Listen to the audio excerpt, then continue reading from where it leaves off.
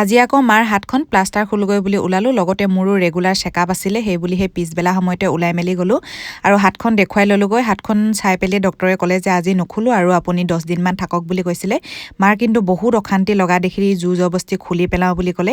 সেই তাত নুখুলি পেলাই বেলেগ এটা জেগাতে খোলোঁ বুলি ক'লে। সেই নাৰ্ছ বাইদেউ এজনীয়ে ধুনীয়াকৈ সেই খুলি দিলেনো কি হ'ব, কিন্তু মায়ে বৰকৈ ভাল নাপালে, আকৌ গাঁৱলীয়া দৰৱ বান্ধিবলগীয়া হ'লেই আৰু সেনেকৈ কৰি মেলি আৰু পিছলৈ উভতো মানে মোৰো সেই ভোক লাগিলেগৈ। মায়ে ক'লে যি মন যায় তাকে খাই লোৱা বুলি।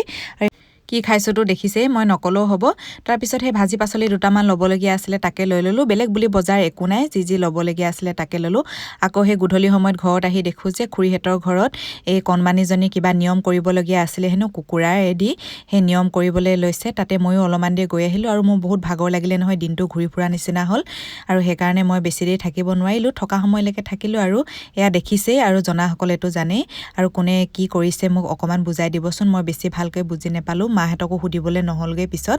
তাৰপিছত এনেকৈ কৰি লৈছে আৰু ধুনীয়াকৈ খোৱাটো আজি তাতেই হ'ল বুলি ক'ব লাগিব। এই তাইৰ কাৰণে বোলে কুকুৰা আগবঢ়াই থৈছিলে, কুকুৰা আগবঢ়াই থৈ দিয়াটো কুকুৰাকেইটা নমৰাৰ আগত হেনো খাব লাগে, সেয়াই ধুনীয়াকৈ খাবলৈ আজি যোগাৰ কৰি দিওঁ বুলি কৰি দিছে। কিন্তু বেলেগকৈ মানুহ মতা নাই, মানে যোৰা মানুহ এহালে কৰি দিলে হৈ যায় নিয়মটো, সেয়ে কৰি লৈছে। আৰু এইফালে ধুনীয়াকৈ সেই জচাক থালিখন সজাই লৈছে দেখিছেই। আৰু ময়ো ভিডিঅ' ভালকৈ দিবলৈ পৰা নাই আৰু সেই নিজৰ অসুবিধা গম পাইছেই। মাও হাতখন এনেকুৱা হৈ আছে নহয়, এটা কামতো সহায় নোপোৱা নিচিনা হয়। সেই যিমানবোৰ কৰিব লাগে নিজে কৰিবলগীয়া হয় আৰু ভাগৰো নিচিনা লাগেগৈ, সেইকাৰণে নাই পৰা। আৰু মোৰ বেছি দিন নাই বুলিয়ে ক'ব লাগিব। আপোনালোকে আশীৰ্বাদ কৰিব আৰু যিমানখিনি জানে আৰু জানিছেই দেখোন, মইতো আকৌ বেলেগকৈ নক'লেও হ'ব।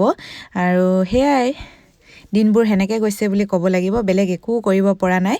যিমানলৈকে পাৰোঁ সিমানলৈকে ভিডিঅ' দিবলৈ চেষ্টা কৰিম। আজিলৈ বাই বাই।